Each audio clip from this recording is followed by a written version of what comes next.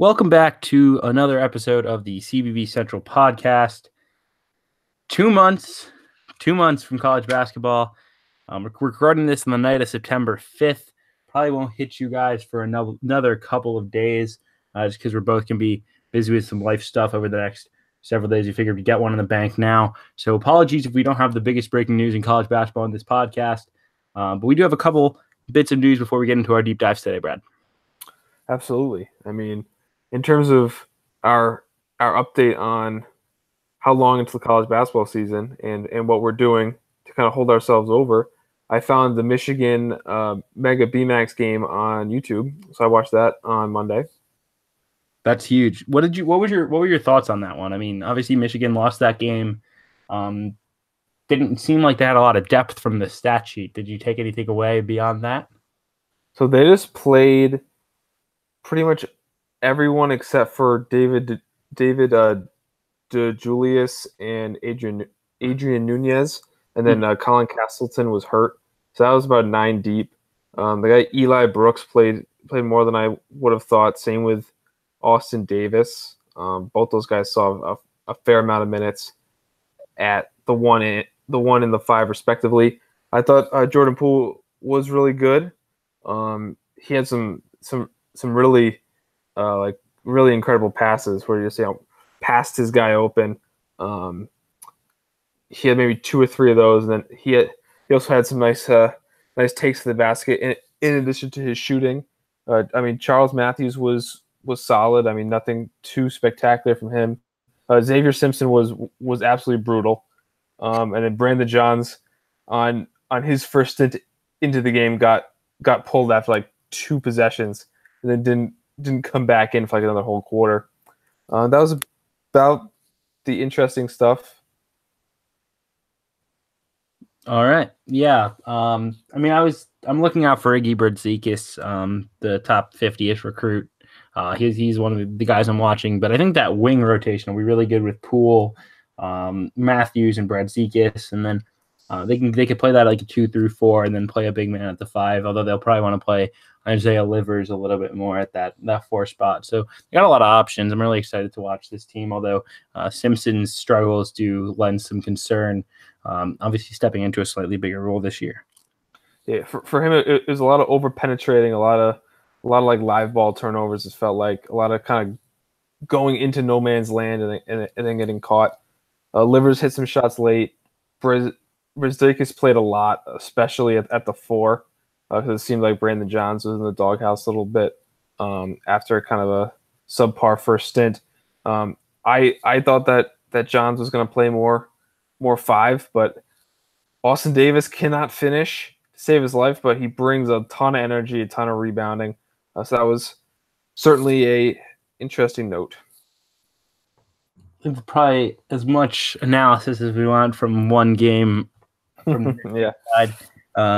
But a couple other things that we want to touch on throughout college basketball before we get into this podcast. Brian Antoine, the number 11 recruit in the 24/7 recruiting rankings, is off the board to Villanova, the second best recruit in program history, at least in the 24/7 era, just behind Muftau Yaru from the class of 2009, above guys like Amari Spellman and Jalen Brunson.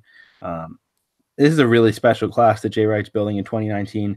They've now got Antoine in tow. They've got Justin Moore from DeMatha, who's a top 50 recruit. They've got Eric Dixon, who's like a undersized 4-man with a ton of power from Abington School in Pennsylvania, number 62 in the composite. And they're very much involved with Nico Mannion, who is one of the top players in the class as well, a point guard from Arizona. So thoughts on what Jay Wright's doing on the recruiting trail, Brad, after such success on the floor? It seemed likely that the recruiting would follow, but I mean, to bring in talent like this, watch out. Yeah, I mean, they didn't even really need Brian Antoine, which kind of makes it even crazier. I mean, like if you look at their wing depth for this season and for next season when Antoine will be a freshman. I mean, you have Brandon Slater, Cole Swider, Sadiq Bey, all will be sophomores that year. Colin Gillespie's still going to be there as a junior, who's probably going to play a lot with Quinterly, and Quinterly's probably not a one and done. So that's a loaded backcourt. They have I think everyone on that roster, on that projected roster, was a top 150 recruit for that 2019 roster. Although I think Tim Delaney's had a lot of injuries, so he's not a factor. I'm pretty sure literally everyone else was at least a top 150 recruit, according to Rivals. Yeah, it's pretty unbelievable. I mean, the job he's done accumulating talent, that wing logjam will be interesting to monitor. A guy like a Bay or a Brandon Slater might be looking at a transfer down after this season, just kind of seeing the writing on the wall in terms of the playing time. But, I mean, who wouldn't want to play for Jay Wright at this point? I mean, he's a great guy, and he runs a system that really, I think, is as close to what an NBA team is going to run. Him and Eric Musselman really run much more pro-style systems than much of college basketball. I mean, if I'm a recruit and I've watched games, I would much rather play in a system where they're going to space you out, attack from the perimeter, attacking closeouts, hitting threes, than Tom Izzo, who's going to play Ben Carter at the 4 in a NCAA tournament game and kind of just bang the ball inside all the time. Especially if I'm a guard. I mean, this is the style of basketball I want to play, and I think that's going to continue to benefit him on the recruiting trail as he goes forward.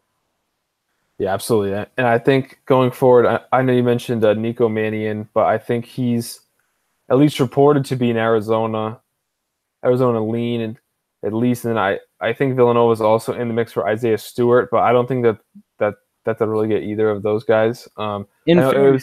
In fairness, Antoine was 88-12 in terms of percentages to Duke on the composite. So you never know what happens.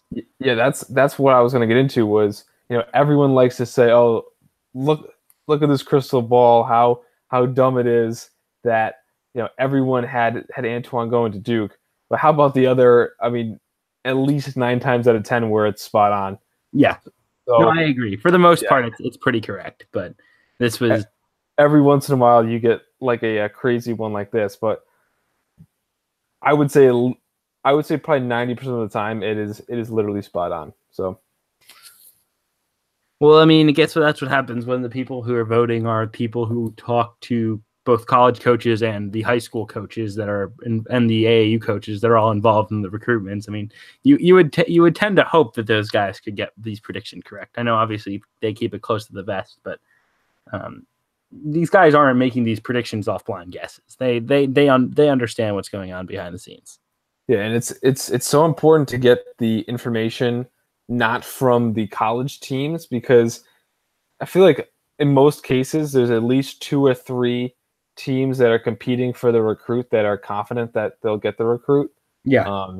I know, like with Akuk, I know that, pretty sure I've read that all 3 of Cooley, Boeheim, and Hurley are all confident that they're going to get him. So it just kind of sets up a situation where, even though the teams are not trying to mislead you, their information is flawed. Yeah, I completely agree. It's always one of those things you have to kind of take with a grain of salt and understand and consider the source. The other piece of news we want to touch on this podcast before we got into our 2 deep dives, Gino Crandall, his eligibility situation, we touched on it last time, Brad, and the update came last night from the Grand Forks Herald, out in North Dakota. Gino Crandall is still enrolled at North Dakota. At least he was as of 12:15 a.m. this morning, being 9-5. Today is the last day to add classes at Gonzaga. So at this point, it doesn't appear he's going to be a student at Gonzaga for the first semester. But it seems like the buzz is that he'll enroll for the second semester. To me, this isn't as big of a blow as if it were at a bigger program, because Gonzaga has the luxury of playing some WCC competition that they'll be clearly better than, where they can kind of break in Crandall and see how he fits into the rotation. But it definitely hurts for non-conference play when they'll be looking to rack up some big wins, especially I know they have the big trip. I believe they're in Maui this year. Yeah, I think they have – one second, I'm pulling up the non-conference right now. Yeah, I think that, without Crandall, I think that they should certainly be moved from the ones or the number one overall line that a lot of people have them on. I don't think that they will be moved down much with this news. But yeah, they have Illinois in the first game of Maui.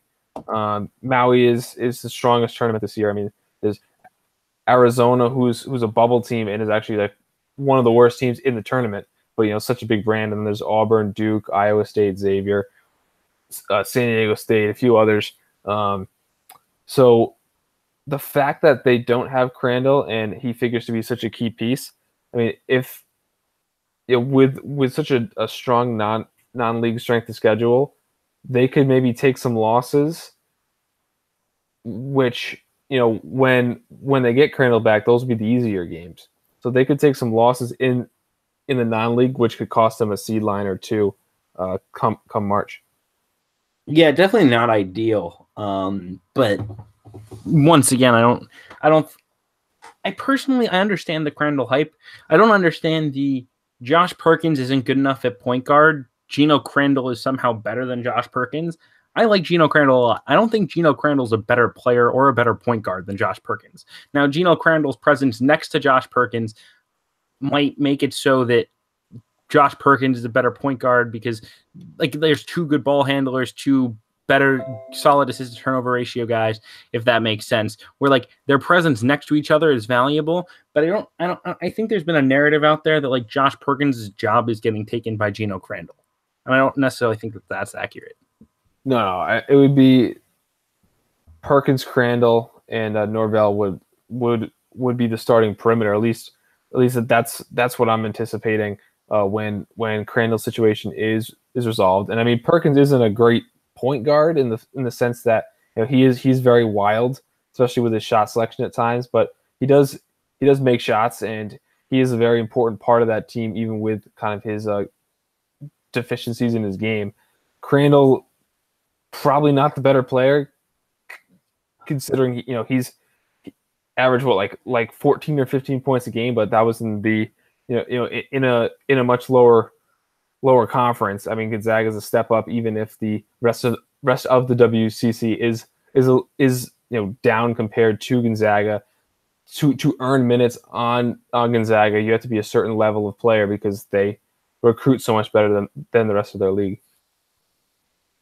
Yeah, I think overall I think Crandall's valuable. I don't think Crandall's irreplaceable on this team. I think the guard depth is key though, and a second initiator distributor is big. So they'll miss him in those non-conference games, but as long as they can get him in and work him into the rotation by March, it'll be solid. We will still have to monitor though whether he remains a Gonzaga guy or if he does look to open up his options. And obviously there are some schools that start later that we touched on in the last podcast that perhaps would take a gander at Gino Crandall if he were available.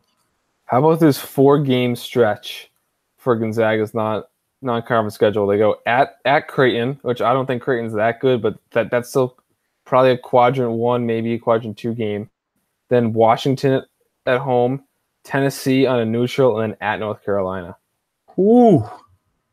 Now, the North Carolina game is December 15th, so there is a chance that Crandall could be back. I don't know if he would have to wait until the second semester starts or like a typical mid-year transfer, just wait until the first semester ends.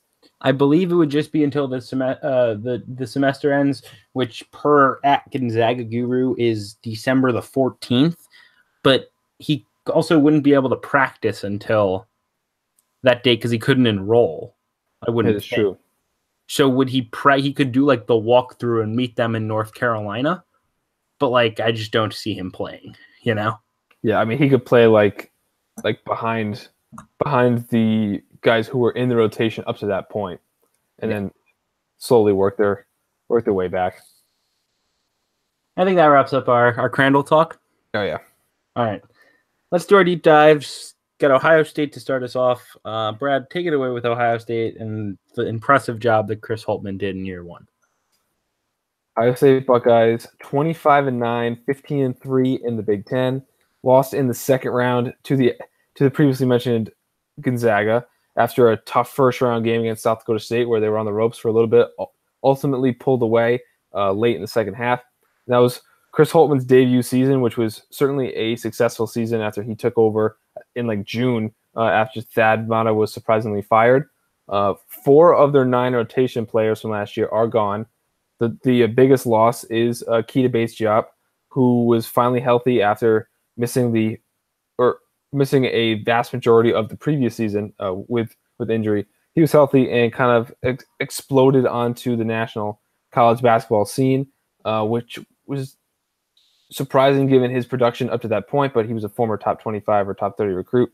They also lose Jayshawn Tate, who is super unique, versatile. I guess you'd call him a power forward, could handle the ball a little bit, could put the ball on the floor. The 2 of them were super essential pieces. Both are now gone, but they were part of this unit that had a ton of length, along with guys like Andre Wesson in there too, and then Caleb Wesson at the 5.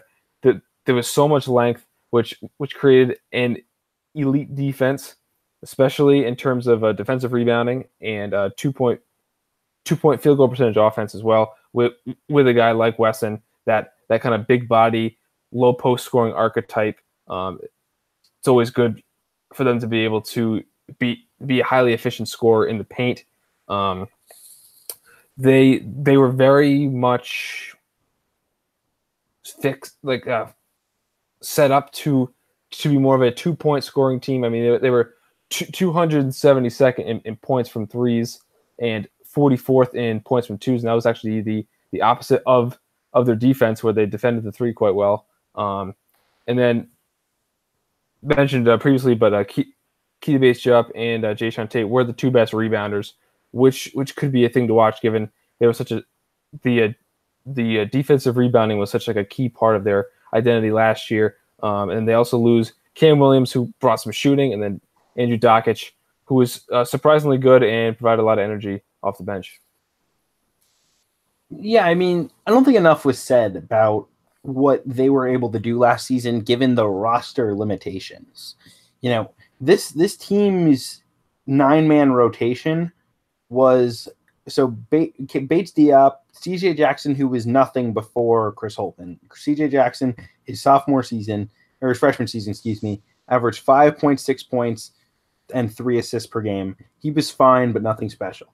Jayshawn Tate, Caleb Wesson, Cam Williams, and then after that, the drop off to Micah Potter, who was, a bare bones rotation player, just kind of a shooter, big man. Andrew Dockich, a grad transfer walk-on, who was originally going to go to Quinnipiac. Andre Wesson, and then Musa Jallow, who didn't turn 18 until February.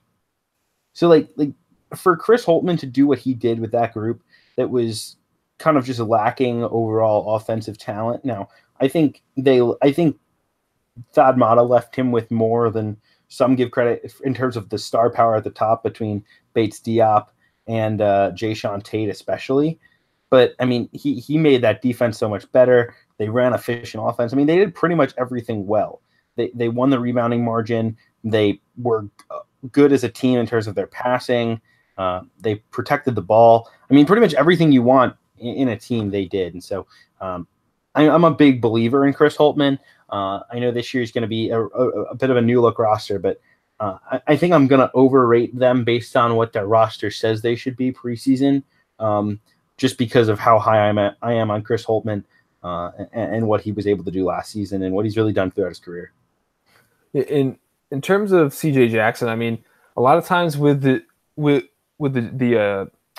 JUCO transfers, their first year is kind of underwhelming given the expectations, but then the second year they really take a step forward. And in Jackson's case, he gets a third year this year, and that's going to be a huge thing for him. Where he's, I think, the clear leader of this team, probably going to be the leading scorer, and be kind of the main focal point. So I think Holtmann deserves some credit for that jump. I think also just the natural progression of a junior college transfer could also be attributed to why he took that step forward. Now we'll see if he can take another step forward and become an all Big Ten level player.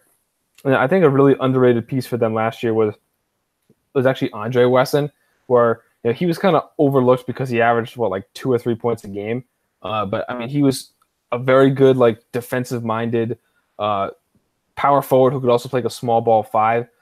I know I mentioned this on the podcast earlier, like in like February, but in the Ohio State Purdue game, the game really turned around when Wesson was moved to that small ball 5 and was guarding Haas, and he just kind of outworked Haas and just really was very disruptive. I think that's an interesting look for this team. I think Wesson's or Andre Wesson is probably the starting 4-man, and then when Kalen Wesson's out of the game, I mean, maybe they go to Wesson as like a small ball 5 again for like a different look instead of Micah Potter back there.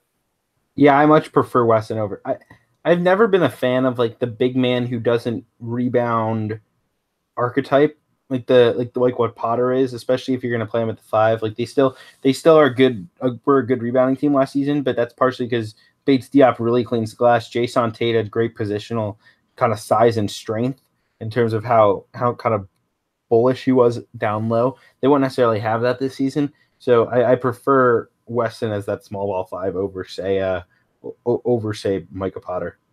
Yeah, and I think the idea of Potter is that he can stretch the floor.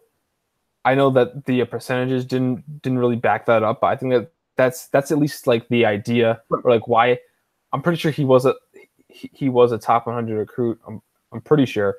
But then another interesting note about the lineup is I know that they kind of tinkered with a few different starting lineups, but I think for the most part it was Jackson, Tate, Bates Diop, and then the 2 Wessons. In which case was Keita Bates Diop like the 2 guard. I mean that's some crazy length, crazy positional size. I mean, even if it was Tate as kind of that nominal 2, I mean, he's just so much bigger and stronger than opposing 2s. That could they had Cam Williams as well. I thought Williams came off the bench though. Yeah, he started 21 games. I'm trying to remember. Like I know they kind of switched down the stretch. I'm going to try to see what was Williams started down the stretch of the season. So he started he started the first 2 games, then he started coming off the bench for a while, then got like four starts in a row in the middle of December, then basically was in the starting rotation for all of January, and then lost it for most of February, and then started like in March Madness and in the Big Ten tournament. But there was a significant amount of time in which Cam Williams was playing off the bench, and they were playing some big positional size units, like you were saying, even though that wasn't necessarily the starting lineup. Yeah, I'm looking at the Ken Palm last 5 games, and that certainly backs that up with Williams getting most of the time at the 2. I think that could lead us into the newcomers for Ohio State. Yes, indeed. So 4 freshmen. This is a really solid class, just up and down. Maybe not a one-and-done guy in here, but definitely a ton of talent. Luther Muhammad is the headliner at 79 of the composite. Comes from Hudson Catholic, a really good program in New Jersey. A 2-guard who really defends and can get to the rim. I know St. John's wanted him, West Virginia, a few other programs. And there's Jaden Ledee, who's like a 6'7" 4-man. 103 in the composite. Haven't actually seen too much on him, but he kind of fits that mold that that Chris Holtmann likes of that combo forward. Dwayne Washington, a combo guard from California, truly a national recruiting class from New Jersey to California, Texas, and then Ohio. The final one, Justin Aarons, who's like a pure shooter at 6'5", number 249 in the composite. He was, if I recall, the first commit in this class and kind of set the tone going forward. Then there's a transfer who will be eligible this season as a grad transfer, Keyshawn Woods from Wake Forest, who's just a really solid player, shoots the ball, will probably step in as that 2-guard. They really needed some extra guard depth, and so Woods was a key, one of the biggest pickups of grad transfer season. Now, we talked a lot, Brad, about how guys' impact may go beyond what their statistical profile may say they are because of the team they committed to. Keyshawn Woods, definitely a guy that applies to. They also have CJ Walker, the transfer from Florida State. He'll be there sitting out this season as a sit 1, play 2 guy. Yeah, the Woods pickup was absolutely enormous. I mean, he's the same kind of archetype as Cam Williams. I think Woods is probably the better player, though. Although as a junior at Wake Forest, his stats kind of dipped a little across the board, and his shooting percentages as well. He went from a guy who averaged almost 4 assists per game as a sophomore to, I think, down under 2 as a junior, even though he was playing a similar role next to Bryant Crawford in the Wake Forest backcourt. But both years he was at Wake, he averaged double figures. He can shoot the ball.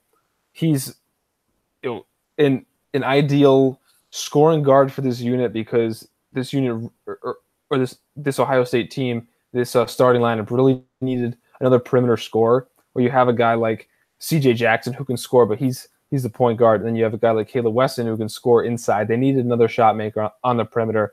Woods certainly provides that. And as a 1 year kind of fill-in guy, an experienced player, I mean, this was just a perfect fit all around. Yeah, absolutely. Just he allows them to space the floor. He understands how to not be that first option. That's one of the things I've always found interesting with grad transfers, is a lot of them you're getting these mid-major guys like a Geno Crandall who's coming up from a smaller program as a star, and now how does he fit into a role? Keyshawn Woods has been a role player both his years at Wake Forest, playing next to Bryant Crawford, playing with John Collins his sophomore season. So he'll understand how to slot in and make shots, get to the rim and score the basketball without necessarily needing to be ball dominant, if you will. Interesting note too. I don't think I watched a single Wake Forest game last year. I mean, they were a team where I think opening night they took a bad loss, and then I think they had like 2 or 3 more like in a row, and there's really no reason to go out of your way to watch Wake when they have like no chance to make the NCAA tournament by like mid-November. Yeah, I think I might have watched them against Duke, and maybe at the end of the game against in one of those bye games that they lost. But it was a brutal season for them, and they weren't that exciting to watch. I mean, they had 2 decent guards. Their front court was bad. It was just kind of a flush away season if you're Wake Forest. It all came down to Kostas Mitoglou left like right before the season. They just had that hole at the 4 spot. But anyway, back to the team that we're actually previewing. My kind of big question for you is, so I have four starters who I see pretty clearly: Jackson, Woods, and then the 2 Wessons. Who do you have as your 5th starter there? It's really tough. I'm kind of torn because I could see them playing Luther Muhammad and kind of going with a smaller backcourt, Muhammad giving them that kind of dog defensively, because they'll have some strength on the inside. Musa Jallo could also be in the mix for that spot. I think I'll go with Luther Muhammad to start. I don't know how hot a take that is around Ohio State country, but I think he'd fit nicely into like a 3-guard look, and then they can go with the 2 Wessons at the 4 and the 5. Yeah, so I completely agree that it's between Jallo and Muhammad, and I'm actually very, very high on Luther Muhammad. With his ability to kind of score at all 3 levels. You mentioned he's a great defender. I think he would fit well with him. I just think to start the season, I think Musa Jallo gets it. Mm-hmm. Jallo also fits in pretty well. I mean, he's like more of like the 3-and-D archetype, whereas Muhammad is kind of more of like a guard. Jallo's more like a wing. I think Muhammad gets it by the end of the season, by if Jallo in there to start, and he's a guy who could really take a jump. I think he averaged also like 2 or like 3 points a game as a freshman, although he reclassified late to become part of that 2017 class. I can see him, even if he ends up as the 6th man and Muhammad starts, I can see Jallo, becoming more of a key factor, averaging like 7 or 8 points a game. Yeah, I think Jallo does take a nice step forward, and it was tight for me between him and Muhammad. I think, yeah, he was young last year, and he showed it at times. He was tentative at times. Wasn't necessarily able to get fully comfortable on the floor. Had some nice moments, especially early in the season. He had a game against Texas Southern when he had like 13 and 6 and 4 steals. I remember watching like a bit of that game, even though it wasn't close. But for much of the Big Ten season, he was basically completely pointless offensively. He had a stretch of games where he went from January the 4th all the way to February the 4th. So an entire month he went of not scoring in games, even though he played. So he played 10 minutes against Michigan State and didn't score. Maryland, 10 more minutes, didn't score. Rutgers, 10 more, didn't score. Then 3 against Northwestern, 13 against Minnesota, 6 against Nebraska, 9 against Penn State, 3 against Indiana, and then 13 against Illinois. So let me just do some quick math here. That's 16, 25, 31, 44, 47, 7. He went 77 minutes without scoring at one point, but only took like 7 shots in that entire span. Yeah, so that's what are we doing here? Like he truly was just a non-factor offensively for much of the season, and so he has to take some big steps forward for me. Other than the defensive side of the ball, I mean, he's pretty good there, but he's got to score. Yeah, that's very. I think that's very common for like these like freshman 3-and-D kind of archetypes. I mean, Jallo only shot 25% from 3, which is not surprising, given he was really supposed to be like a high school senior, but that's he's out there. He's like the 5th guy, like the 5th option on offense. He's probably more focused on being like an impact defender. Just doesn't want to mess up. Kind of wants to stay out of the way and not get yelled at by the coach. That's something that's really I think really believable and pretty common among that archetype. Yeah, no, I don't think it's crazy, but I do think we should. I do think it's important to note that he was just that far off offensively, and I didn't necessarily see anything from their international trip. I believe they were in Spain, maybe Italy, one of the two, that was indicating that he had taken a big step forward offensively. Although they were playing some interesting lineups, like they started Joey Lane 1 or 2 of the games, like where they're just trying to get everybody minutes more than necessarily getting a competitive sense. From what I saw when I was monitoring their trip, it didn't seem like it was a trip we could take too much away from. Yeah, I didn't catch any of the Ohio State Spain games. I don't know if they were on YouTube or wherever, but I didn't really even think to look. I mean, they were one of the first teams I think this summer to take the trip in like earlier August. But in terms of the rest of this rotation, so we have a clear top 6. With either Jallo or Muhammad being the first off the bench. Who do you have 7, 8, 9? Yeah, that's where it kind of gets interesting. I think Kyle Young winds up in the rotation this year. He was a pretty well-regarded recruit, was deciding between, he was originally a Butler commit, followed Chris Holtmann. I think he takes a nice step forward in year 2. He gets into the rotation. So that's your 7. I think Micah Potter still is going to play minutes as that shooter. And then probably Dwayne Washington because you need another guard in there. Or Justin Aarons, one of the two. And so I had Washington in there to be that kind of bench scorer, like another guard, probably the backup point guard there. He could also be that future Keyshawn Woods, Cam Williams archetype as that scoring guard. I've seen a lot of positive reports on Jadion Ledee. Physical, athletic 4-man, could maybe even be like a small ball 5. Here's the main question for me was, do you go Lee or do you go Kyle Young in the rotation? I think that there is overlap. I mean, with yours, you had no Ledee, but you had Kyle Young. I think when projecting the rotation, it's got to be one or the other. There's not really room for both unless you kind of kick Micah Potter out of the rotation. But I think as a junior, I think he's in. So that's Potter, Washington, in the last spot. I went with Jadion Ledee. I know Kyle Young, I think he's supposed to be like this guy who can rebound and also stretch the floor. But last year he was 1 for 10 from 3 and 5 for 11 from the lines. I don't know if because I mean being the he was like a top 80 recruit, and someone in that range with like his skill set is going to be expected to stretch the floor. So that's going to be something to watch for him this year if he can put all that together and start making some outside shots. Yeah, it's always tough to kind of hit shots when you're not getting consistent minutes. Only played in 25 games.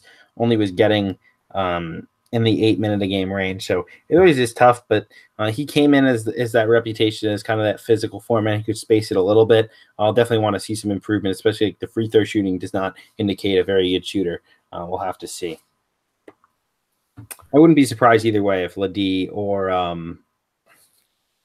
Kyle Young winds up in that rotation. All right, so I think in terms of like the weaknesses of this Ohio State team, I think the roster is pretty balanced. I mean, they have a lot of young guys that they're probably going to rely on a little too much for my liking based on where they're ranked. But I think maybe the biggest overall weakness is just like the overall talent level. Like, I mean, they have some pretty good players. I don't know that having like C.J. Jackson and Caleb Wesson as your best players is indicative of a team that's going to be like a lock for the NCAA tournament. Yeah, it's definitely not ideal unless C.J. Jackson takes another step forward. It's just I pretty much totally agree. There's no like can't miss guy who's going to score a ton of points. Like C.J. Jackson to me doesn't feel like he wants to be your first scorer. And while Andre Wesson was very efficient in terms of his scoring, like he was only playing I think like 25 minutes a game, or excuse me, Caleb Wesson, not Andre. Caleb only played 20 minutes a game, averaged 10 a game, and 5 rebounds. I don't know that necessarily that archetype of like pure post scorer, although he did step out. He hit a couple of threes last year. So maybe there's a little bit of a pick and pop game in his future. Not that that's necessarily like the make or break point for this Ohio State team, but like it is definitely just the overall talent level. There's no like go-to scorer on this team. There's no guy who pops out as like a clear all Big Ten type player. Maybe C.J. Jackson, maybe Wesson, as you said. So you see, I think it's enough where between good coaching, solid experience, to be a clear NCAA tournament team for me. I'll be a little more bullish on them than you. I think, like for me, I'd have them over Nebraska in the Big Ten, who we didn't have as like a clear NCAA tournament team, but probably getting in. I think I'd be comfortable putting them ahead of Nebraska at this point. But definitely the overall talent level would be my major concern as well. I think what this team could be missing is like a key to base job, which, you know, like a guy who could play that power forward spot, but be a little more perimeter oriented and could score the ball and could shoot. Because like Andre Wesson hasn't shown at this point to be like an offensive player. And then you have kind of question marks for like a freshman like Ladie, sophomore like Kyle Young. I think that they're missing like that combo forward. And I mean, it's tough to totally blame Chris Holtmann because one, it was his first year, and so like he can't be responsible for like the recruiting that happened before him, and two, you wouldn't have really expected K Bates' job to kind of blow up that much. Like once he gets his 5th year of eligibility, when he misses his junior season, you don't really see him as a clear cut NBA draft pick. So that's just another example of the NBA early entry, you know, really hurting teams when it's unexpected. I know we talked about Wake a little earlier, but that's single-handedly destroyed all the momentum that Danny Manning has built at Wake Forest. Also happened to Mark Fox at Georgia. It's a very, very common thing where your players get too good too quick. Yeah, it is pretty crazy. We've touched on it a lot on the show, just what you mean. And Bates Diop, I'm sure Chris Holtmann has no regrets about Keita Bates Diop becoming as good as he was, because it made that team really good last year, and it gives him a lot more rope, especially given this year kind of feels like a transition year with DJ Carden and Alonzo Gaffney already committed. They're also in a good place with EJ Liddell, where this could be an elite 2019 class, and they'll have this good 2018 class that's going to get older. Musa Jallo's only going to be a sophomore. Like, this doesn't have to be the year that Ohio State like takes another step. Like, making the NCAA tournament would be perfectly satisfactory, and I think they're in a good position to do that. Yeah, so in terms of where I have Ohio State ranked, I have them as literally the first team out. So they're right there. My last team in was Arizona, which kind of, I mean, Arizona or Ohio State, it's kind of a toss-up for me. Obviously, I have them ranked so close together. In terms of where in the Big Ten, I have them as 7th. So just right behind Nebraska and Purdue, and then right in front of Minnesota. So do you have Wisconsin ahead of them? Yes, I'm very high on Wisconsin this year. All right. So I would have Michigan State ahead of them, Michigan. I'd have Indiana ahead of them. And then I'd be pretty close with Purdue and Wisconsin. So in like that 4 to 6 range. So I'm slightly higher on them than you. Like I said, I might be overrating them compared to their overall talent level, just because I'm pretty big on Holtmann. I think he'll generally figure things out. But yeah, I think that's a pretty reasonable projection. I'd have them in the NCAA tournament. You have them just out. I don't think either projection is all that crazy. No, and then I'm just going to take a quick look at the composite. I don't think anybody has Ohio State ranked. Just going to double check, and no one has them ranked in the top 25, which I think is a good thing. Although I think they are better than some of the teams that people have ranked. Someone's ranked Seton Hall. Ooh. I think only one person ranked Seton Hall. Yep. Yeah, he didn't check the roster if he ranked Seton Hall, whoever that was. Miami is ranked. Oh, that's the T rank. So that's an algorithm. So okay. We'll give him a slight pass, but that's kind of a funky result from the old algorithm there.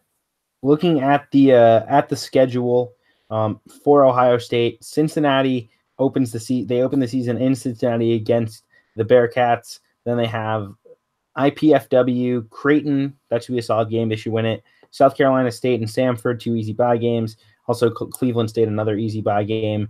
They have Syracuse the Wednesday after Thanksgiving in Columbus as part of the ACC Big Ten Challenge. Then they have the opening of Big Ten play. They have Minnesota, and then they have Illinois on like a somewhat neutral playing in Chicago at United Center. Maybe I'll trip to that one. That'll be fun. Anywho, Bucknell and Columbus is a bye game. Youngstown State, and then they have UCLA at United Center as well. So they play 2 games at United Center in the non-conference, and then a High Point before they get into the full Big Ten slate. So, am I seeing a different schedule? Oh yes, I am in. Oh no, wait. Do they open the season with South Florida? No, they open the season with Cincinnati. Oh, this is the women's basketball. That's not what we want. Okay. So is the Cincinnati game on opening night? It is the Wednesday of the opening week. So that's very good, because opening night was getting a little crowded with Western Kentucky, Washington, the Champions Classic, and then we have Providence Siena too. I know Providence Siena is the marquee matchup of the night. Florida State. Saints trying to keep it within 20. Let's go. And quickly, before we wrap him up, where do we stand on Chris Holtmann? Obviously, he's not getting fired anytime soon. He's probably not leaving for any bigger jobs anytime soon. Seems pretty steady, doing a great job recruiting, doing a great job coaching. Yeah, I mean, the amount of bigger jobs would be able to be count on one hand, probably, right? Like, yeah, it's a destination job. Yeah, so I mean, he's making a ton of money. In terms of recruiting, I mean, they have Carton and Gaffney, who are both, I believe, top 30. I know I've seen them linked with Lester Quinones. I don't think that they'll get him just based on the whole roster construction. DJ Little, too. I mean, they have a lot of front court depth there. I could see the Zeke Njai, because, I mean, maybe he could be like the future 5-man. He'll be two classes behind Caleb Wesson. He could also play some 4 as well, but would mostly probably be at that 5 spot. That would be another top 40 guy. That'd be like a excellent 2019 class with like 3 top 40 players. Yeah, it's gonna be impressive. I'm really excited to watch DJ Carton. I'm a big fan of his. Chris Holtmann landing him while on official visit was really impressive. So future's bright. I think it's the way we can wrap up this Ohio State segment, regardless of what happens this season. Cool. On to Nevada. Yes, sir. Okay, Nevada Wolfpack, 29-8 last season, 15-3 in the Mountain West. Lost a very tight game, last-second loss to Loyola Chicago. And they also lost in the Mountain West tournament, I believe, quarterfinals, which gave the Mountain West a second tournament bid. So San Diego State should be thanking Nevada for that. But they had a real breakthrough season. The year before, they were like a 12 seed, I think. This year they got up to that 7 line. They had many transfers who were in their first year of eligibility with the program, between the Martin twins, Kendall Stevens, Hallis Cook, Darian Williams, all 5 of those guys. It was their first season with the team. That definitely showed like that increased talent level. They do lose some key players from last season, but the big guys coming back are the Martin twins and Jordan Caroline. But they lose Kendall Stevens, who can really shoot it. They lose Josh Hall late in the offseason, who is a pretty solid glue guy. He's off to Missouri State. And then Hallis Cook shot 47% from 3. I did not realize he was such a prolific shooter. He had kind of a up and down career with like heart issues, I think, bounced around a few different schools. But all 3 of those guys were in the top 7 of the rotation. The other 4 guys are obviously back, but they had an excellent offense, right? With Jordan Caroline playing a lot of 5. They had 5 guys that could handle the ball, that could create offense, could shoot, and could space you out. Their defense was not great on Ken Palm. It was 108th. That's not ideal for a team of Nevada's caliber, because it is weighted. But they were the best team in the country in terms of limiting turnovers. When you have a guy like Lindsey Drew, who's a steady point guard, both the Martins can handle. Even Jordan Caroline, as I mentioned, playing that 5 spot, could handle the ball. But they're gonna have a different look this season. They're bringing in a few true centers, guys, true big men who may have to play together some. We'll see how that whole lineup kind of fleshes out. We're going to discuss that in a little bit. But last year they were 318th in bench usage, and that's certainly going to change this year, at least on paper. They could easily go 10 deep. Yeah, I mean, can't really say enough about what Eric Musselman has done with his club going into year 4. Just to watch the rise from a 9-win team when he took over, to CBI champs, to making the NCAA tournament, to making a Sweet 16. He's landed 4 of the top 6 recruits in the Nevada era of the 24/7 Sports era. Excuse me. Jordan Brown, DeVeryl Ramsey, who's no longer with the program, Josh Hall is no longer with the program, and KJ Himes. So it's a 3-man freshman class. Jordan Brown, number 19 in the composite rankings, a 5-star recruit who was the first offer, I believe, made by Eric Musselman when he signed on as the Nevada head coach, and it paid off.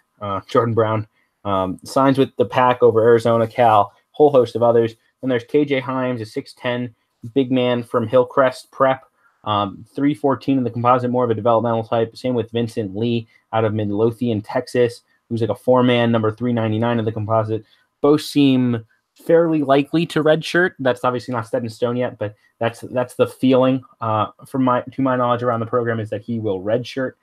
They also have 1 transfer who is coming this year and sitting out. Jalen Harris from Louisiana Tech actually left that program mid-season, committed to Nevada in time to have enrolled in January and been mid-season eligible. He did not do that. He did not enroll until the summer. So he'll be a sit-out this year and be a sit-1 play 2. They had JoJo Anderson from Northern Arizona. He's also sitting out a year, but he's walking on. Then they have Jazz Johnson, a shooter, combo guard, that undersized 2 type from Portland, averaged like 15 a game and shot about 40% from 3. Nizri Zuzua from Bryant, a 20-point-a-game guy in the NEC as a sophomore who can really light it up from downtown. Then they also add Corey Henson, who comes from Wagner, more of like a steady guard. He could play the 1 or the 2. To my knowledge, a guy that Eric Musselman very much likes because of his versatility, because of his experience. Really well coached, coming from the program down at Wagner. And then Trayshawn Thurman also becoming eligible, a sit-1, play-1 transfer from Nebraska Omaha, who people say is similar in the mold to Jordan Caroline, a super athletic, energy big man who can kind of play that 3 through 5 spots. They also add grad transfer Trey Porter, who has gotten rave reviews so far out of that camp, over 6'11", super tall and long, averaged 13-6 at Old Dominion. Actually, after beginning his career at George Mason, Trey Porter got measured on a vertical jump at 45.5. Now, I don't totally know the accuracy of that vertical jump because they seem to have inflated the Martin twins ones from the combine quite significantly, but nevertheless, super athletic kid. Yeah, I think that Porter is probably the biggest addition. He's a fifth-year senior. He's proven. The 45-inch vertical is clearly miscalculated or mismeasured. I don't think it was anything underhanded going on there. I think it was just like a mistake. But I mean, he's very athletic, especially for a center, and he's very fluid. He can play in the mid range. He can block shots. He's just a very solid piece. So I think fits really well next to Caroline and the Martin twins. Although they are going to have to play a different style, as I mentioned earlier. They didn't really use a traditional big a lot, which kind of gave them like a nice little advantage, a nice little differentiator there. But if you're going to change your style of play, a guy like Porter, who is proven, who's going to impact the game on both ends, that's just a huge pickup. Yeah, absolutely. I mean, Porter's impact defensively will be massive because they didn't have a rim protector. I mean, this team's going to play completely different. Last year, they had no rim protector. They basically said, we're going to space you out with 5 out. We're going to shoot the ball like crazy, and we're going to beat you with our athleticism and our switchability.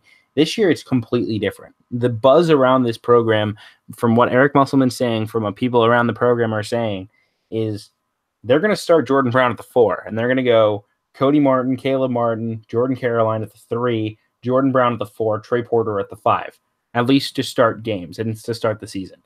That's a completely different look. I don't even know that I love that look just because of the shooting and spacing. It's so talented beyond, I think, any mid-major roster, save potentially Gonzaga in the country. But there is some concerns with the spacing. Now, they're going to improve a lot defensively by doing that lineup, although Jordan Caroline defending more in space isn't necessarily ideal. They're gonna catch a lot of lobs. I know that's a big plan. They're gonna kind of go to a dunk city type look. But Cody Martin's gonna have to hit threes consistently, something he didn't do last season. And Jordan Caroline's gonna have to hit threes consistently, something he did at times last season. They're gonna have to shoot the ball really well if Nevada's gonna play that lineup of those 2 bigs and the 3 guards. But really, it's really 2 guards and then a forward and then 2 big men. It's gonna be a big adjustment. Now Jordan Brown can step out to 18 feet and hit a jump shot, so that'll help the spacing, and they're doing a lot of work prepping to make sure they play with spacing. And I trust Eric Musselman to figure it out. But you can't really understate the adjustment that they're going to be making on the offensive end, because it's going to be really difficult to kind of fit this together. And I think there will be some growing pains, no matter what the word is about how comfortable they look out of camp. It's just going to take some time to switch over from this one style of we're going to play just spacing you out and shooting to now more of a we're going to use our size. Because the strength of the team changes from shooting and versatility to positional size, experience, defense potentially, and efficient offense. And that's a huge adjustment. Yeah, I don't like the Brown Porter pairing very much. Especially I don't understand like why they would need to do that. I understand with like Michigan State where like you have like Jaren Jackson, I mean, is a better shooter than a Jordan Brown, obviously, but also like he's someone along with Nick Ward, like they were the second and third best players in the team, or at least in the top 4 of best players on Michigan State. So they like really had to play and had to play together, even though Jackson was probably better at the 5. But you have guys like Jazz Johnson who can really shoot the ball. You have, Corey Henson and Nizre Zazua, put up big numbers, and they are experienced.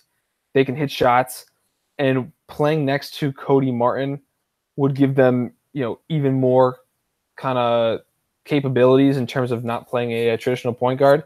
It seems like playing all right. So like if you were to start Nizre Zazua, right? He's not a true point guard, but next to Cody Martin, that kind of addresses that need.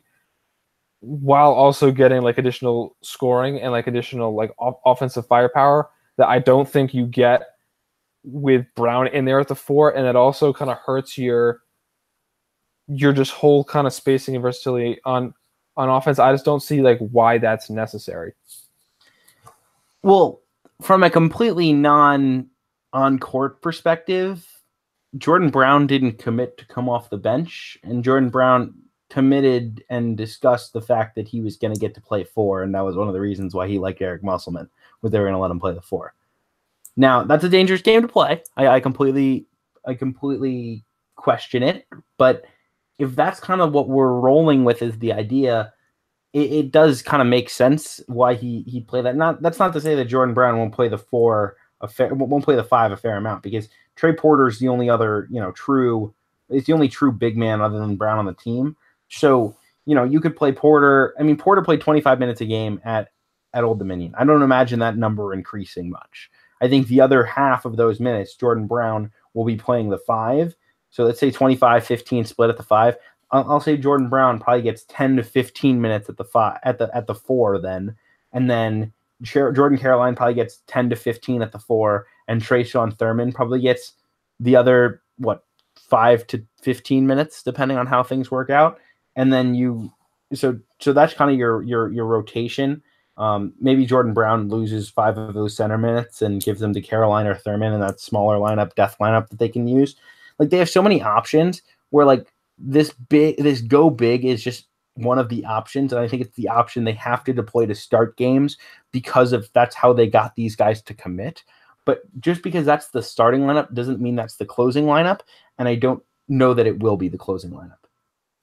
But so we're not in Jordan Brown's head, but like if he's just starting games and not finishing games, you would think that he would still be kind of upset with the arrangement, right? Where like he didn't commit to Nevada to not start, but he also didn't commit to just be like a nominal starter, like your Christ Kumajay for Florida State, like a guy who just starts for the sake of starting, and then a player off the bench is the one who's playing like the more substantial role. You would think that it's more of like the role he wants.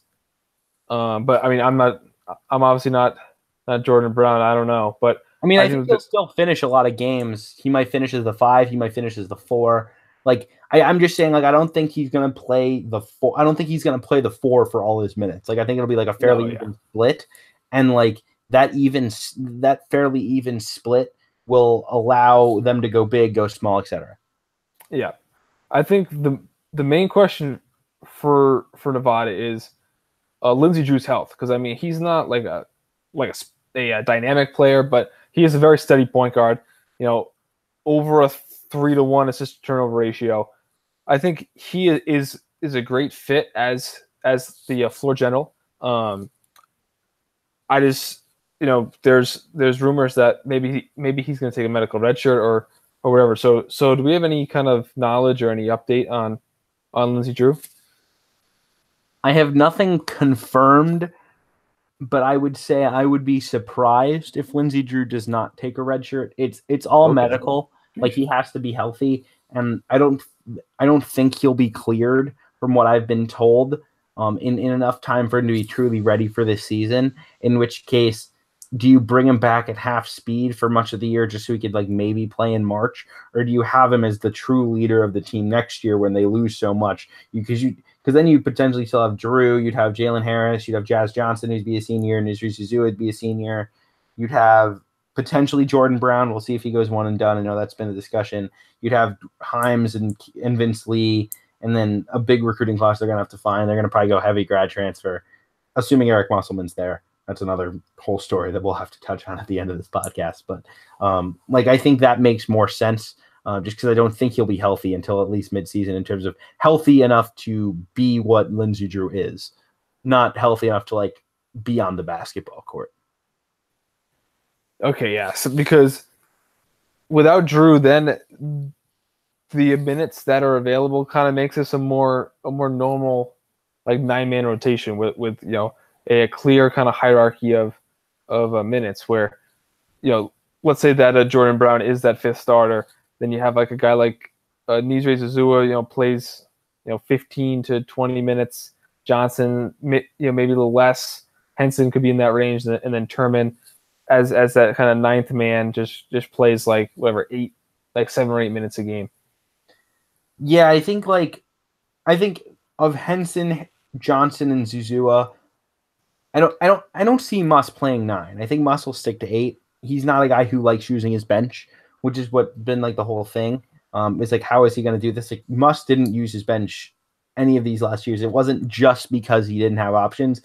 Guys left because they knew they weren't going to play. Like a Deverl Ramsey left because he didn't think he was going to get into that like top 7, top 8. I think one of Henson, Johnson, and Zuzua falls out of the rotation. It wouldn't surprise me if it's any of them. I think I would be most surprised if it's Corey Henson falling out entirely because of what I've kind of heard about Henson potentially being the first guard off the bench. But Zuzua and Johnson both kind of have similar skill sets. I know Johnson's impressed them with his shooting. So one of those guys falls out of the rotation, and then Thurman winds up with those backup minutes at the big man spot, probably playing like a 10 a night type of situation. So yeah, the rotation is really not that hard to figure out, assuming Drew's out and assuming those two bigs redshirt, Himes and Lee, or if they just don't redshirt, they're just not going to play. Yeah, I could see like one of Himes and Lee redshirting and like the other just being like a contingency policy, like an insurance policy, and just getting kind of token minutes, with like blowouts and stuff. Yeah, I mean, you could always burn a red shirt from one of those two. You could try to redshirt them both, and if you felt like you really needed them, you could burn the red shirt. I mean, like guys like Thurman are going to want run, so late in blowouts, I mean, getting those guys minutes won't be a problem. So I wouldn't be surprised if they start the season as red shirts, and then if say Trayshawn Thurman broke his ankle and was out for the year in December, you might break the red shirt of either Himes or Lee. Yeah. So I think another main question is, so everyone's going to have Nevada as the Mountain West favorite. Do you think it's even like worth discussing, or like you think it's even possible that like a New Mexico or like a San Diego State could challenge Nevada, maybe not as in being a better team, but as finishing as Mountain West like regular season champions? I mean, I seriously doubt it. I mean, you'd be talking about what would be the minimum. I mean, I don't think Nevada doing worse than 15-3 in the conference. Like that would be like the bare bones minimum, like maximum losses, I should say. So could one of those teams get to like 14-4 and make it interesting, and maybe like get a tiebreaker? Like sure, like that could happen. But to me, it's Nevada and everybody else. I don't see a scenario in which they don't win the league. So I also agree. I think the margin for error for like a San Diego State or New Mexico would just be like unbelievably low. Just kind of like everything would have to, the stars would have to completely align for them to kind of sneak into like a 16-2 or something.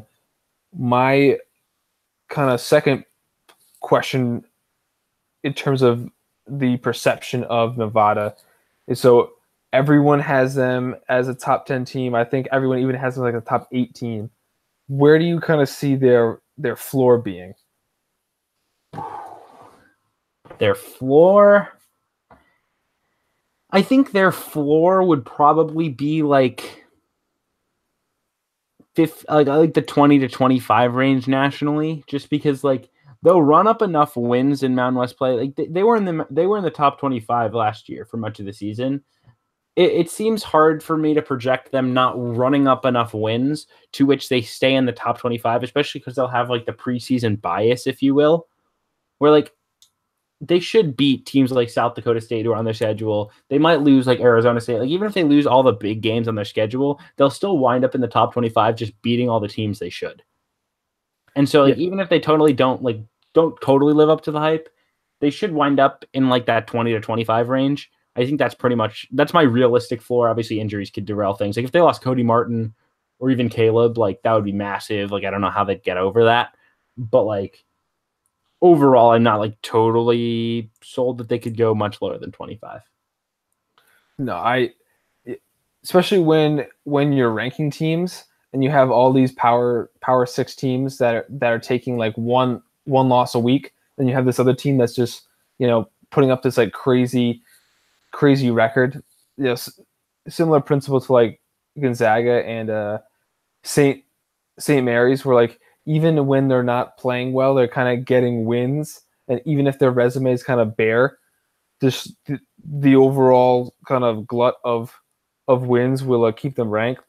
Yeah, I think in terms of a preseason top 25, I think if you have Nevada anywhere lower than like 8 or 9, I think you're kind of being a contrarian for the sake of being a contrarian. But I do agree that I think it would be not out of the realm of possibility for them to kind of slip into that 20 to 25 range. Here's an interesting question. What do you think is the more likely outcome? Nevada finishes the regular season in the top 5, or Nevada finishes the regular season outside the top 12? I think it's more likely that they finish outside the top 12 because with a league like the Mountain West, and there's really only one surefire NCAA tournament team, you could reasonably say that 2 and 3, New Mexico and San Diego State could be, but any loss that you're going to take is going to send you like at least 7 or 8 spots down the rankings. Where if Nevada, like worst case, ends up 15 and 3, and those 3 losses are probably to teams that are outside or on the tournament bubble, that's going to look worse when compared to a Power 6 team that has better losses. Yeah, I think that's pretty fair. I think I have some concern that they'll drop some games early in the season as they kind of figure out playing bigger.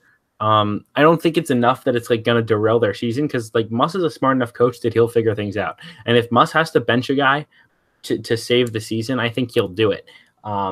They're going to be super athletic. They're going to be much better defensively. I kind of believe in Cody Martin shooting, and I kind of believe in Jordan Caroline shooting, and that's the bet. If you're gonna have them as top 5 team, I know I've seen like some people are in like the number 1 argument. Those guys really got to shoot it, because if not, you're really just projecting, okay, this team has talent and experience, but like on paper, like that's the concern. Like how does this offense look? Do Jordan Brown and Trey Porter just kind of compete on post-ups? Does Jordan Brown just post up all the time while Trey Porter sets screens and then runs for lobs? Like that can work, but you're going to pack. I mean, teams are going to have to pack it in, especially teams that aren't as talented. Like I could see teams like a Wyoming, like just get Nevada on the road and just try to just pack it in like crazy and dare Cody Martin to hit 6 threes and beat you, because it's the only way they're going to win. Yeah, so it's like with doing these previews on these consensus top 10 teams, it's always kind of like we can talk about these concerns, and like there are legitimate concerns, but at the end of the day, like with this talent level and with their kind of the difference between them and the second team, I think there's really no risk of Nevada, like even like I would be absolutely floored if on March 19th, Nevada's not in the NCAA tournament or even not in the top 25. So when we're talking like these, like the impact of kind of their weaknesses or like their question marks, it's the difference between being like 5th and being like 15th. Whereas like Ohio State, it could be the difference between like NCAA and like not even making the postseason. Yeah, no, I completely agree. So what is your prediction on where they wind up? Top 25, where will you have them preseason? I think I'm going to have them probably 6 or 7 preseason. Okay, so I have them at number 7. So 1 in front of Virginia, 1 behind Tennessee. I'll think about maybe tweaking based on the Lindsey Drew. I think if they have to go down a little bit without Drew, I mean, he's a starting point guard. He's a key piece. Without him, the lineup makes a little less sense. In terms of the composite, lowest was, I believe, Tristan from Bustin' Brackets with them at 10, which is a pretty soft landing spot for a low ranking to be 10th. And then 3 people in the preseason had them third. That was Barstool Reeves, Connor Hope, and you. Tremendous. I will be updating my top 25 because I don't necessarily love everything I've done so far. But at some point, that's for now. The schedule for Nevada, run it down. BYU to open the season on Tuesday night in Reno. They've just sold out their season tickets for the season. I don't know what that means. I think they've sold like 9,500 season tickets or something crazy like that, where they only have like a few tickets available every game. That's going to be pretty terrific to watch all season at Lawler. Pacific then on Friday night the 9th. Then they have 2 campus games as part of the Continental Tire Las Vegas Holiday Classic, Little Rock and Cal Baptist new to D1. Then they go to Vegas for Thanksgiving weekend. They have Tulsa and then SIU or UMass on a neutral floor. Neither of those games look to be quadrant 1, but could easily wind up in that quadrant. Should probably wind up quadrant 2.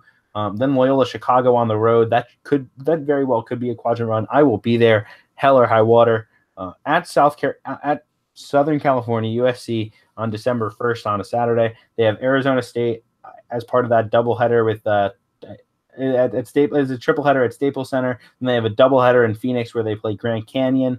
That's the Tennessee Gonzaga game on December 9th. They have South Dakota State and Mike Daum. They have Akron coming to the building a couple of days before Christmas and a few days after Christmas at Utah. That's a home and home, I believe. So pretty solid slate that Anthony Ruda and Eric Musselman have put together over at Nevada. Absolutely. I'm very interested in seeing the Arizona State game because Arizona State is one of my sleeper teams coming in. I think that they have the chance to be a lot better than they showed at the end of last year. Probably not as good as they showed in the non-conference, but I think that's an NCAA tournament team and should be a very, very compelling matchup. Absolutely. Finally, where do we stand on Eric Musselman? This is more about what his future is at Nevada because he'll leave than his future at Nevada because they'll fire him, because I don't think they'll ever fire him. He's done an incredible job. UCLA is the job that we keep hearing rumors that could, potentially sway him. That'd be an elite job that would probably have interest in him, and he would probably have interest in it. Nevada's doing everything they can. They've given him a raise. I read from a tweet from Pac Hoops, who is like a Nevada insider. He said today that they have 16 staffers, including Musselman, not including managers, but including graduate assistants. That's like an NBA number. Like they only have like 18 players on the team. Nevada is doing everything they can to keep Muss happy. That's really impressive to me what they're trying to do. I mean, it's always going to be an uphill battle, but when you sell out your season tickets, when you're letting him have as many staffers as he wants, when you're giving him pay raises, you're showing that commitment to winning. And truly, if you're going to keep Eric Musselman, you have to prove that you can be the next Gonzaga. And they're doing what they can. Will it be enough? You never know. VCU couldn't keep Shaka. Time and time again, guys haven't been kept, but can they keep their Mark Few? We'll see what happens. I think it could come down to, does UCLA fire Steve Alford even if they make the NCAA tournament? Do they need more than just sneaking into the NCAA tournament? Like if they need to be a top 25 team or else Alford's fired, then maybe that job opens up and Musselman is a realistic possibility. I know a lot of people thought he was going to go to Cal, 2 off seasons ago, but Cal I don't think had any money to pay a big coach, and Musselman clearly made the right choice because of where the 2 programs are currently situated after Konzo Martin kind of left Cal without much in the cupboard. Yeah, I think they didn't. I also don't think Musselman liked Cal's long-term vision in terms of a commitment for winning. So that definitely played a part. I mean, he'll have opportunities. He'll have every opportunity pretty much in college coaching if he winds up as a top 10 team like we think he will. He'll also potentially have an NBA opportunity. He was an NBA head coach at one point. I don't know that that's a road he wants to go back down. I know a lot of people have put that in my Twitter mentions that they think that's going to happen. I personally do not. I don't have any inside information there. To me, he's in college for good. And I think that'll do it, right? Yes, indeed. Thanks so much for listening, everybody. please subscribe to the podcast on Apple Podcasts. Throw us those 5 stars. Give us a nice review if you can. We do appreciate it. This should be out sometime in the week of September 10th, my birthday week. So happy birthday to me. Enjoy. We're less than 2 months when you're listening to this, and when you're listening to this from college basketball. So keep those happy thoughts coming. Thanks for listening, everybody. Have a great night.